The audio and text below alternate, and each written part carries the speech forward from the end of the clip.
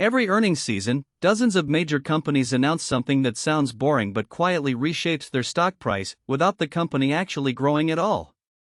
It's called a stock buyback. Here's what it is, in plain terms. A publicly traded company uses its own cash to buy back shares of its own stock from the open market. Those shares are then usually retired, meaning there are fewer total shares left in existence. And that's the part most people miss. Earnings per share, one of the most watched numbers on Wall Street, is just total profit divided by the number of shares outstanding. If a company buys back and retires 10% of its shares, its earnings per share can jump by roughly 10%, even if actual profit didn't grow by a single dollar. That's the trick. A stock can look like it's performing better purely because the denominator shrank, not because the business improved.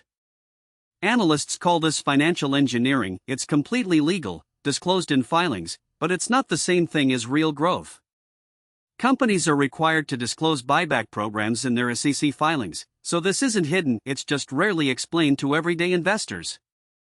In the last decade, S&P 500 companies have spent trillions of dollars combined on share buybacks, some years more than they spent on research, equipment, or hiring. Here's why this matters practically. A rising stock price driven mostly by buybacks can benefit executives whose compensation is tied to the stock price or earnings per share, sometimes more than it benefits the long-term health of the business itself. There's also a risk version of this story. Some companies have borrowed money specifically to fund buybacks during periods when their core business was slowing down, using debt to prop up a metric instead of investing in the business that's supposed to justify the stock price in the first place. So how do you use this as an investor? Don't just look at whether earnings per share went up, check whether it went up because profit grew, or because the share count shrank. Both numbers are in every quarterly report, usually within the first few pages. 3 things to check next time you research a stock. Look at revenue and net income growth, not just earnings per share.